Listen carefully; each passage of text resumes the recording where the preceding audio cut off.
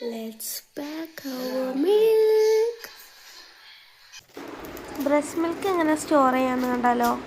അപ്പോൾ ഞാൻ ഇത് ഓൺലൈനിൽ നിന്ന് മേടിച്ചായിരുന്നു. സ്റ്റോറേജ് പാക്കാണ്. ഒരു 20 പാക്കോളം ഇതിനകത്ത് വരുന്നുണ്ട്. അപ്പോൾ ഞാൻ ഫസ്റ്റ് തന്നെ ഇലക്ട്രിക് പമ്പ് വെച്ചിട്ട് ബ്രസ്റ്റ് മിൽക്ക് എടുത്തതിന് ശേഷം അതിൻ്റെ കവറിൻ്റെ മേലെ ഡേറ്റും ടൈമും എഴുതുകയാണ്. നിർബന്ധമൊന്നുമില്ല. പിന്നെ ഞാൻ ഏകദേശം ഒരു 100 ml ആണ് എടുത്തിട്ടുള്ളത്. നമ്മൾ ശ്രദ്ധിക്കേണ്ട കാര്യം എന്ന് വെച്ചാൽ ഈ പാക്കറ്റിൻ്റെ ഉള്ളിൽ സ്റ്റെറൈലായിരിക്കും. അപ്പോൾ ഉള്ളിൽ തൊടാതെ ശ്രദ്ധിക്കുക. ഇതുപോലെ ഓപ്പണാക്കി പിടിച്ച ശേഷം ബ്രസ്റ്റ് മിൽക്ക് വക്കിലൊന്നും തട്ടാതെ ക്ലിയർ ചെയ്ത് കൊടുക്കാം. അതിനുശേഷം ഇത് നന്നായിട്ട് എയർ കളഞ്ഞ് ടൈറ്റനിങ് ചെയ്യാം.